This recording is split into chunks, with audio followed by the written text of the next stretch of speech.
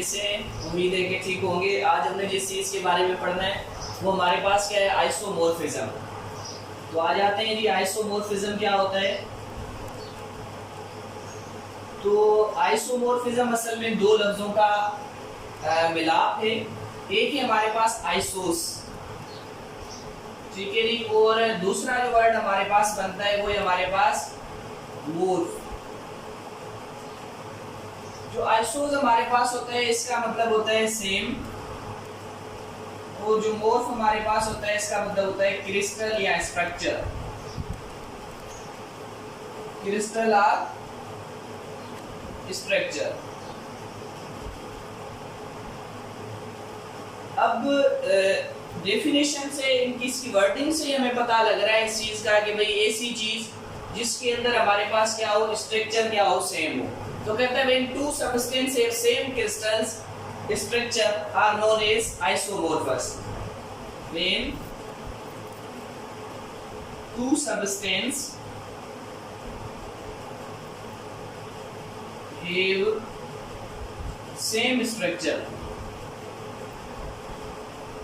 Same structure, दो substance हो उनकी स्ट्रक्चर क्या हो, सेम हो। स्ट्रक्चर क्रिस्टल भी लिख सकते हैं कि भाई इनकी जो क्रिस्टल स्ट्रक्चर है वो क्या हो, सेम हो, बट हैव डिफरेंट प्रॉपर्टीज। पर इनके अंदर जो प्रॉपर्टी हो वो क्या हो, डिफरेंट हो, बट हैव डिफरेंट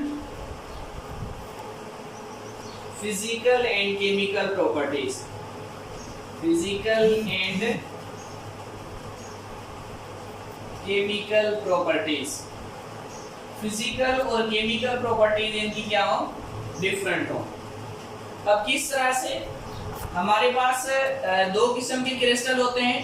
एक क्या है हमारे पास CaCO3 यानी कि कैल्शियम कार्बोनेट है, और दूसरा इसके साथ जो हमारे पास आ जाता है वो है सोडियम नाइट्रेट NaNO3।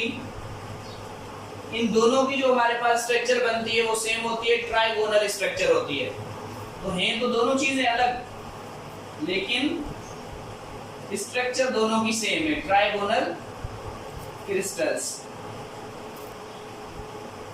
इसी तरह से हमारे पास एक और आ जाता है, वो क्या है हमारे पास, सिंपल सा सोडियम फ्लोराइड, और इसके साथ जो दूसरा हमारे पास होता है वो है मैग्नीशियम ऑक्साइड। अब इन दोनों की जो हमारे पास स्ट्रक्चर होगी वो क्या होती है, क्यूबिक स्ट्रक्चर होती है। अब चीजें दोनों चेंज हैं, पर इनकी आप देख सकते हैं कि शक्ल क्या है वो चेंज है। इसी तरह से हमारे पास और भी मुख्तलिफ किस्म के कंपाउंड्स आ जाते हैं, जैसे कि जिंक सल्फेट आ जाए या निकल सल्फेट आ जाए, उन दोनों की ऑर्थोरोम्बिक होती है। एक है हमारे पास जिंक सल्फेट, एक है हमारे पास निकल सल्फेट। इन दोनों की जो हमारे पास स्ट्रक्चर पाई जाती है वो है ऑर्थोरोम्बिक स्ट्रक्चर।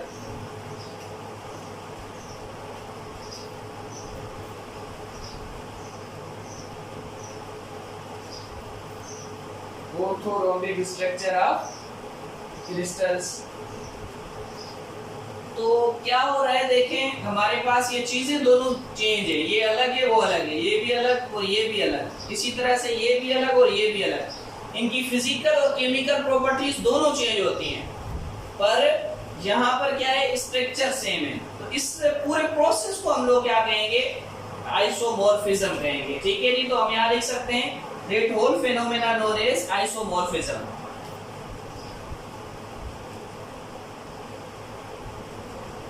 That whole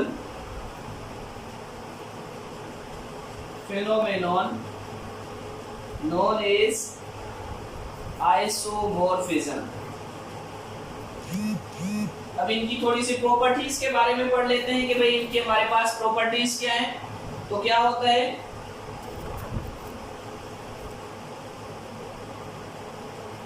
सबसे पहली चीज जो इनकी प्रॉपर्टीज में पाई जाती है वो है हमारे पास they have different chemical and physical properties।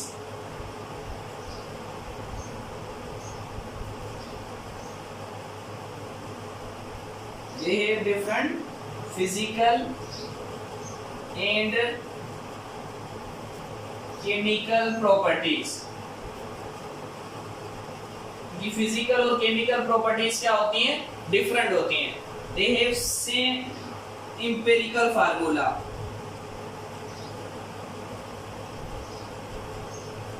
Same empirical formula. Empirical formula इनमें क्या होता है? हमारे पास सेम होता है।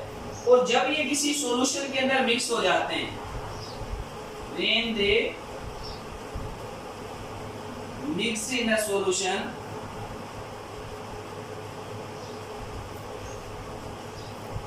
they form mixed crystals। ये मिक्स्ड क्रिस्टल्स बना देते हैं। तो ये सिंपल सा हमारे पास है आइसोमॉर्फिज्म, जिसमें क्या होता है, जो क्रिस्टल होती हैं उनकी शक्ल चेंज होती है, शक्ल सेम होती है, जबकि उनके फार्मूलाज हमारे पास डिफरेंट होते हैं। और इस टोटल फिनोमेना को हम लोग क्या कहते हैं? आइसोमॉर्फिज्म कहते हैं। इनकी प्रॉपर्टीज डिफरेंट होती हैं, इनका एम्पिरिकल फार्मूला सेम होता है, और ये जब मिक्स होते हैं तो ये मिक्स्ड क्रिस्टल बना देते हैं। उम्मीद करते हैं आपको समझ में आया होगा। अगर ना आया हो तो कमेंट्स के अंदर जरूर शेयर कीजिएगा। तब तक के लिए सदा सुभागवती। Thank you.